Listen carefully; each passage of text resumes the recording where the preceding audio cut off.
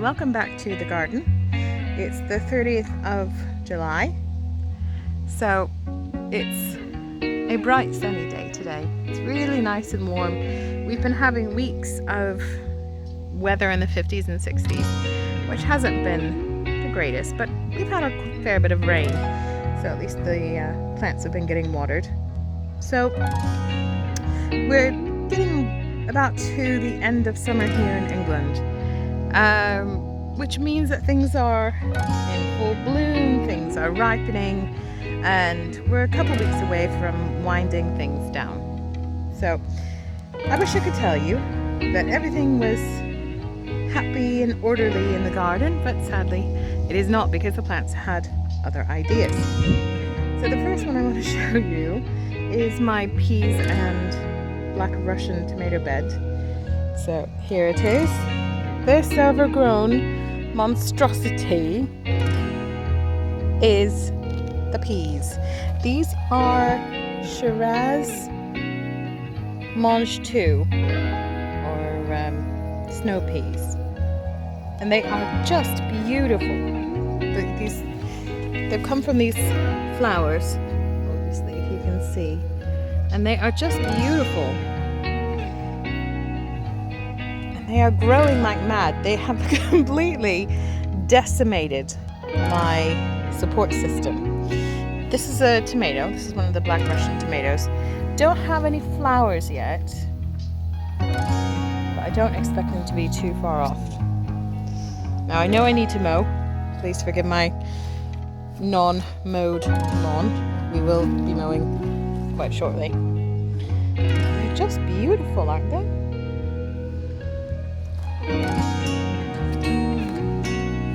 Another black Russian tomato.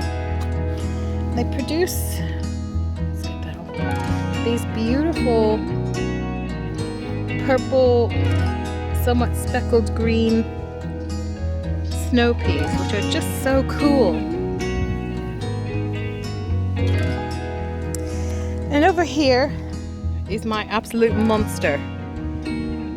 Most of this is the spaghetti squash. The spaghetti squash has taken steroids and decided to try and take over the garden, even though it's in a separate bed. It's producing fruit all over the place. We've got several in there. We've got a couple bigger ones down here. Bigger one over there. It has just tried its best to take over. As you can see, it's toppled my supports as well. These are 5 and 6 foot supports. It has just destroyed them. Here's my solitary tomato that's left from my initial tomato plantings. It's got a couple tomatoes, so hopefully we'll see something in the way of tomatoes this year. Believe it or not, we have been picking the courgettes from the courgette plant that's in here as well, and they are just coming back like weeds. There's a cucumber plant in here as well, which I cannot find at the minute because everything is either courgette or spaghetti squash. It's in here somewhere. Anyway, so yeah,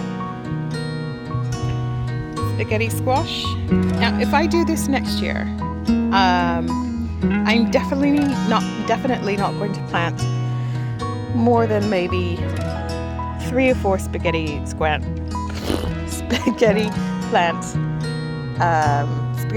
plants in a bed, because they just take over everything. I also need to get much better support, because this squash and pea netting is just not doing anything.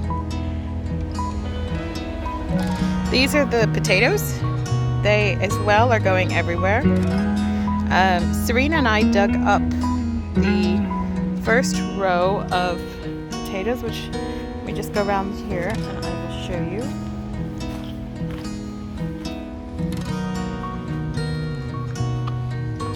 So we dug up this first row here of potatoes and got fairly good yield.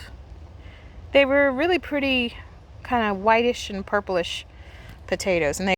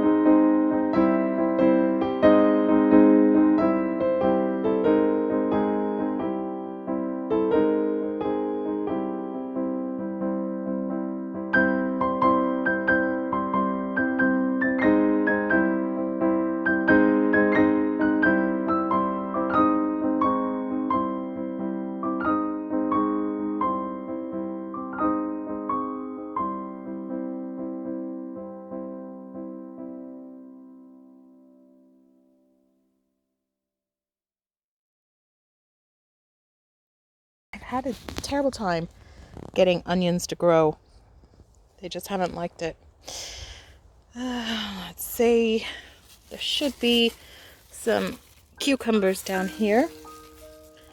Yeah, here's a cucumber plant.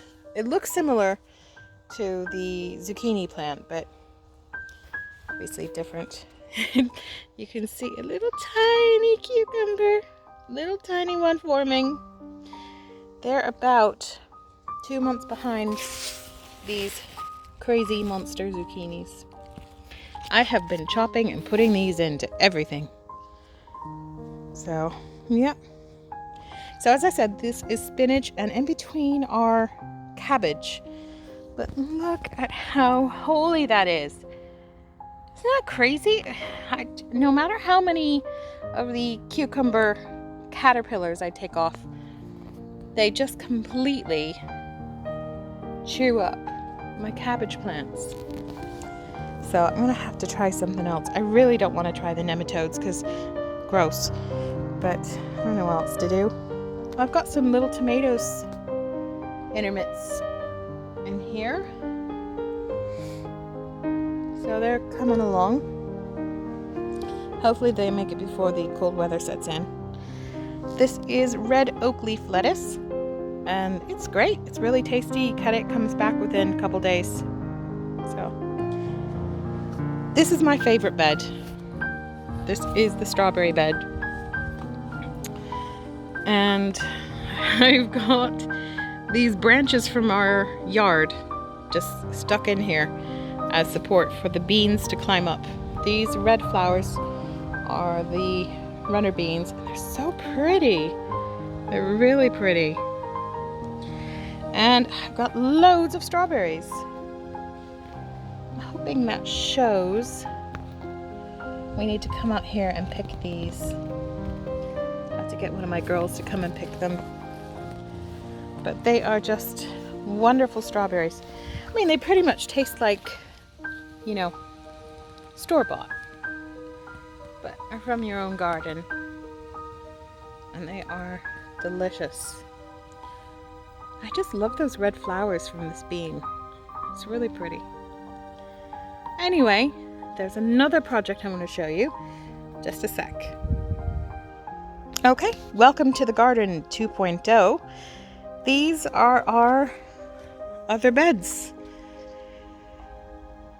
Now, we haven't filled those back two or those back two. We need to get more dirt, but this is 3 tons of dirt, 3 metric tons of dirt, which is a lot. Anyway, we've just seeded this bed. Well, I've just seeded this bed with our fall and winter crops. So we've got spinach, mustard. I really like the mustard, and I was so sad I had to pull it all up because it bolted.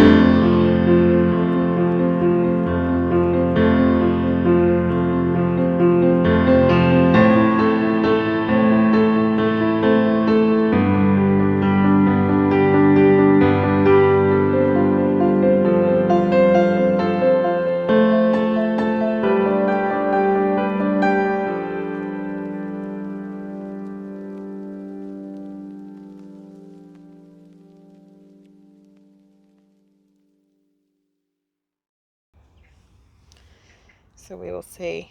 Anyway, around it I've planted these garlic chives. These are really great to just add a bit of flavor and greenery to your cooking. So yeah.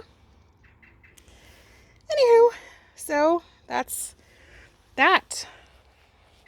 The rest of the bed, I think I'm going to plant potatoes in. I've got some late season potatoes. And then I'm going to use this last bed for thinning out all of these seedlings, because if you look, they're pretty much growing on top of each other. So, and that's not the best for the plants.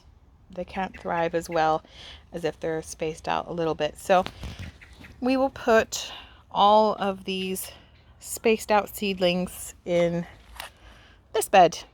So hopefully everybody can have enough room to grow and be happy. Yeah.